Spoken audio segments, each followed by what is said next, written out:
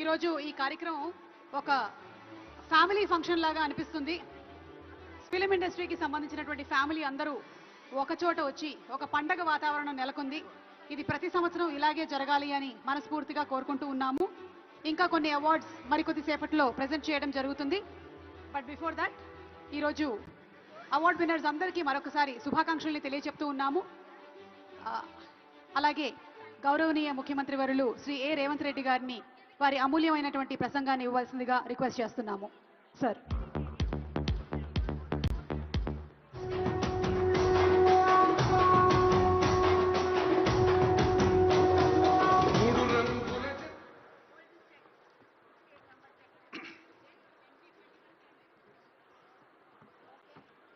తెలంగాణ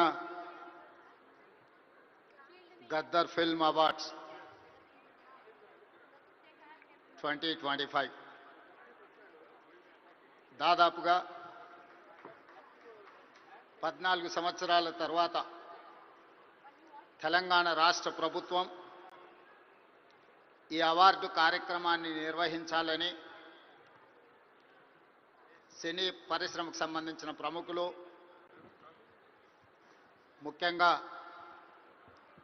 యువమిత్రులు దిల్ రాజు గారు ఈ ప్రతిపాదన తెలంగాణ రాష్ట్ర ప్రభుత్వం దృష్టికి తీసుకురావడం జరిగింది. దీనికి సంబంధించి ఈనాడు ఇంత అద్భుతమైన కార్యక్రమాన్ని ఏర్పాటు చేసి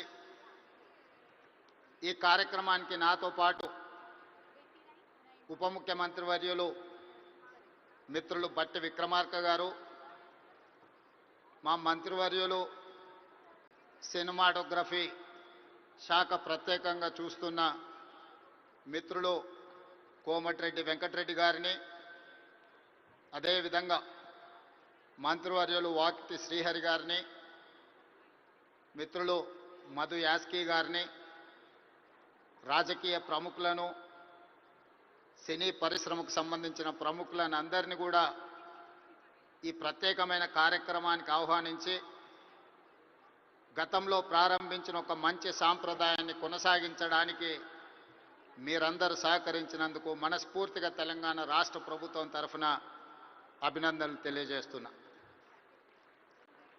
మిత్రులారా, కాంగ్రెస్ పార్టీ, కాంగ్రెస్ ప్రభుత్వం పరిశ్రమను ఎప్పుడూ గౌరవించి మీకు అవసరమైన అన్ని వసతులను ఏర్పాటు చేయడమే కాకుండా మిమ్మల్ని అభినందించాలన్న ఆలోచనతోటి 60 సంవత్సరాల క్రితం, నాకు తెలిసినంత వరకు సినీ ప్రముఖులకు ఇంకా బాగా తెలియాలి, 1964లో తెలుగు సినీ పరిశ్రమను గుర్తించడానికి డైరెక్టర్లను, నటులను, అదేవిధంగా ఇతర కళాకారులను గుర్తించాలి, గుర్తించిన వాళ్లకు అవార్డులు ఇవ్వాలి, ఆ అవార్డులకు నంది పేరు పెట్టాలి అని చెప్పి 60 సంవత్సరాల క్రితం ఆనాటి ప్రభుత్వం నిర్ణయం తీసుకొని ఆ సంప్రదాయాన్ని 14 సంవత్సరాల క్రితం వరకు ఎవరు ఉమ్మడి ఆంధ్రప్రదేశ్కి ముఖ్యమంత్రి అయినా ఈ కార్యక్రమాలను నిర్వహించుకుంటూ వచ్చిండ్రు. మొట్టమొదటి నంది అవార్డు ఉత్తమ నటుడుగా డాక్టర్ అక్కినేని నాగేశ్వరరావు గారు తీసుకున్నారని, అలాంటి గొప్ప కళాకారుడికి ఆనాటి ప్రభుత్వం సముచితమైన గౌరవాన్ని ఇవ్వడాన్ని ఈరోజు మనందరం గుర్తు చేసుకోవాల్సిన అవసరం ఉన్నది.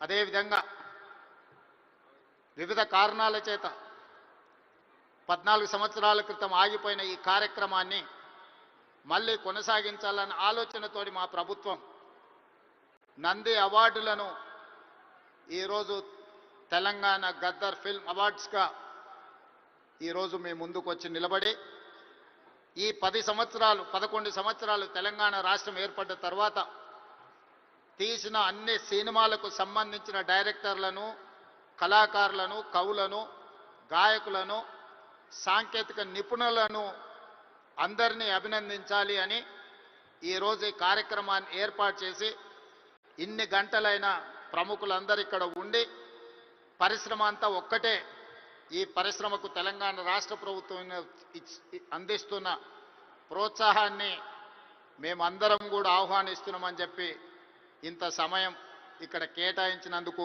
మీ అందరిని అభినందిస్తూ, గతంలో భారతీయ సినీ పరిశ్రమ అంటే బాలీవుడ్ అని చర్చించుకునేవాళ్ళు. తెలుగు సినీ పరిశ్రమ అంటే చెన్నైలో ఉంది అని మాట్లాడుకునేవాళ్ళు. కానీ ఈనాడు భారతీయ సినీ పరిశ్రమ అంటే తెలుగు సినీ పరిశ్రమ. ఈ తెలుగు సినీ పరిశ్రమకు హైదరాబాద్ వేదిక అని చెప్పి ఈరోజు మీరందరూ నిరూపించినందుకు రాష్ట్ర ప్రభుత్వం తరఫున మిమ్మల్ని అందరిని అభినందిస్తున్నా. సినీ పరిశ్రమకు సంబంధించి మొదటి తరం అన్న నందమూరి తారక రామారావు గారు, డాక్టర్ అక్కినేని నాగేశ్వరరావు గారు. రెండో తరం కృష్ణ గారు, శోభన్ బాబు గారు, కృష్ణం రాజు గారు. మూడవ తరం చిరంజీవి గారు, బాలకృష్ణ గారు, వెంకటేష్, నాగార్జున లాంటి హీరోలు వచ్చారు. ఈనాడు నాలుగో తరం సినీ పరిశ్రమ ఇక్కడ ఉన్నది. నాలుగో తరంలో పవన్ కళ్యాణ్ గారు కావచ్చు, మహేష్ బాబు కావచ్చు, లేదా అల్లు అర్జున్ కావచ్చు.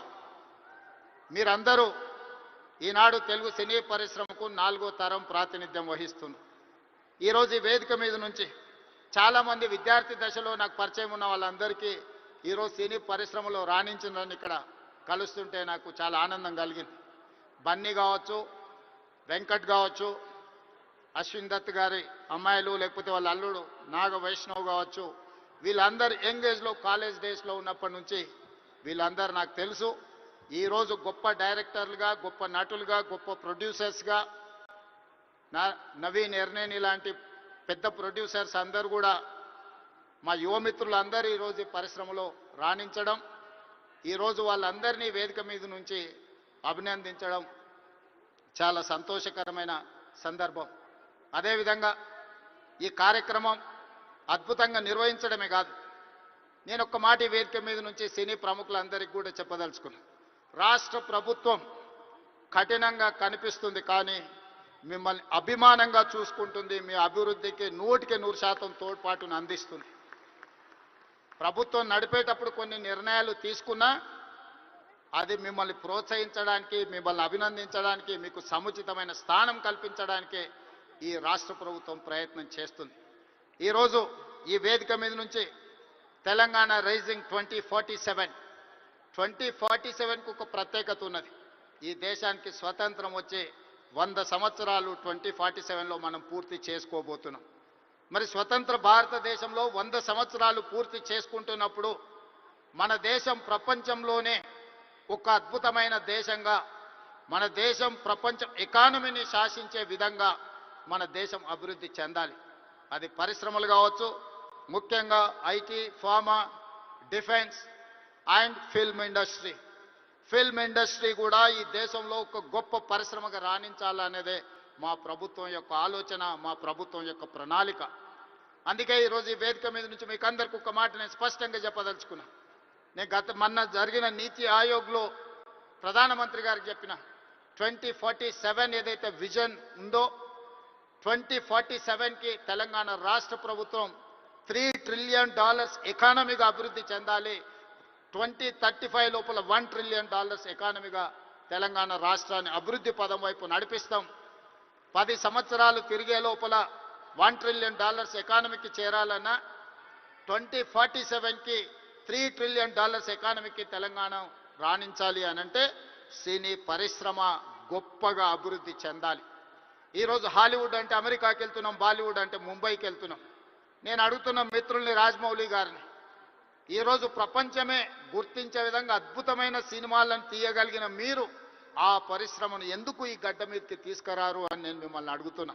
ఈరోజు రాష్ట్ర ప్రభుత్వం మీకు అండగా నిలబడ్డది. హాలీవుడ్ అమెరికా కాదు, బాలీవుడ్ ముంబై కాదు, హాలీవుడ్ బాలీవుడ్ హైదరాబాదు గడ్డ మీద ఉండాలి. మీకేం కావాలనో నాకు చెప్పండి, రాష్ట్ర ప్రభుత్వం మీకు అండగా నిలబడుతుంది. ఒక ఐటీ పరిశ్రమను, ఒక ఫార్మా ఇండస్ట్రీని, ఒక డిఫెన్స్ ఇండస్ట్రీని ఏ రకంగా ప్రోత్సహించినామో ఈరోజు ఫిల్మ్ ఇండస్ట్రీని అదే విధంగా ప్రోత్సహిస్తాం. మీకు కావాల్సిన ప్రణాళికలు అందిస్తాం. ప్రణాళికలు మీరు రచించండి. మా విజన్ డాక్యుమెంట్లో, తెలంగాణ రైజింగ్ 2047 విజన్ డాక్యుమెంట్లో ఫిల్మ్ ఇండస్ట్రీకి ఒక చాప్టర్ ఇస్తాం. ఆ చాప్టర్ని రాయాల్సిన బాధ్యత సినీ ప్రముఖులకు, ఇక్కడ ఉన్న పెద్దలందరికీ ఉంది. మీకేం కావాలనో నాకు చెప్పండి. నేను ఈరోజు చెప్తున్నా, ఇక్కడ నుంచి 22 సంవత్సరాలు, ఈ 22 సంవత్సరాలు క్రియాశీలక రాజకీయాలలో నేను ఉంటా, ఏ హోదాలో ఉన్నా మీకు అండగా నిలబడతా. ఈ పరిశ్రమను అంతర్జాతీయంగా అభివృద్ధి చెందడానికి అవసరమైన అన్ని ప్రణాళికలను, అన్ని రకాల మిమ్మల్ని ప్రోత్సాహకాలను, మీకు అవసరమైన వసతులను ఏర్పాటు చేయడానికి తెలంగాణ రాష్ట్ర ప్రభుత్వం సిద్ధంగా ఉంది. ఈరోజు vision document Telangana means business. Telangana ఎవరైనా రావచ్చు, ఎవరైనా వ్యాపారం చేసుకోవచ్చు, ఎవరైనా వ్యాపారంలో రాణించవచ్చు. ప్రపంచ దేశాల నుంచి ఈరోజు ఫార్చ్యూన్ 500 కంపెనీస్లో 85 కంపెనీల ఫుట్ఫాల్స్ ఈరోజు తెలంగాణ రాష్ట్రంలో ఉన్నాయి. దేశంలో ఏ సిటీలో కూడా 500 ఫార్చ్యూన్ కంపెనీలలో 85 కంపెనీలు ఉన్న సిటీ హైదరాబాద్ సిటీ.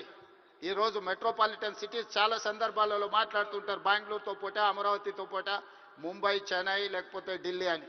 నేను చెప్పదలుచుకుని ఏవి నాకు పోటీ కాదు, వీళ్ళంతా మా సోదరులు. నా పోటీ న్యూయార్క్తోని, టోక్యోతోని, జపాన్తోని, సౌత్ కొరియాతోని, చైనాతోని పరిశ్రమలలో పోటీ పడదలుచుకున్నాను. అభివృద్ధిలో సౌత్ కొరియాతో పోటీ పడదలుచుకున్నాను. జపాన్లో టెక్నాలజీలో పోటీ పడదలుచుకున్నాను. ఇది మా విజన్ డాక్యుమెంట్. తెలంగాణ రైజింగ్ 2047 ఒక విజన్ డాక్యుమెంట్ తయారు చేస్తున్నాం. మా మిత్రుడు దిల్ రాజు గారికి నా సూచన, అందులో ఒక చాప్టర్ సినీ పరిశ్రమకు ఉన్నది. ఆ సినీ పరిశ్రమకు సంబంధించిన చాప్టర్ మీ ప్రముఖులందరూ కలిసి మీకు ఏం కావాలనో చెప్పండి. తెలంగాణ రాష్ట్ర ప్రభుత్వం మీకు అండగా నిలబడుతుంది. నా కళ్ళతోని 2047 15th ఆగస్ట్ రోజు $3 trillion ఎకానమీని చూసినాక ఆ రోజు నేను రాజకీయంగా ఆ రోజు చాలా ఆనందంగా మళ్ళీ సినీ పరిశ్రమ వేదికను ఏర్పాటు చేసి నేను చెప్పింది ఇంతవరకు ఏది మిస్ కాలేదు. ఇంతవరకు నేను ఆలోచన చేసింది, నేను సాధించాలనుకున్న దాంట్లో ఎందులో కూడా ఇంతవరకు నేను ఫెయిల్ కాలే. నా సక్సెస్ రేషియో 100%. అంతెందుకు, ఇక్కడ అశ్విందత్ గారు అమ్మాయి ఉంది. అమ్మాయి కాలేజ్ స్కూల్కి పోయేటప్పుడు నాకు బాగా తెలుసు. అమ్మాయితో నవ్వుతూ అనేవాడు, నువ్వు రెడ్ల అమ్మాయిని పెళ్లి చేసుకుంటావమ్మా అని. సరిగ్గా రెడ్ల అబ్బాయిని పెళ్లి చేసుకొని ఇప్పుడు వేద మీదకి వచ్చింది. 20 years బ్యాకో 25 years బ్యాకో నేను చెప్పిన అమ్మాయికి, నాకు తెలిసినంత వరకు. సో నేను ఒకసారి చెప్పినా అంటే 100% అది జరుగుతుంది. 2047కి $3 trillion ఎకానమీకి మనం చేరుకుంటాం. మీరు కష్టపడితే బాలీవుడ్, హాలీవుడ్ హైదరాబాద్కి వస్తుంది. దానికి సంబంధించి మా వైపు నుంచి సంపూర్ణ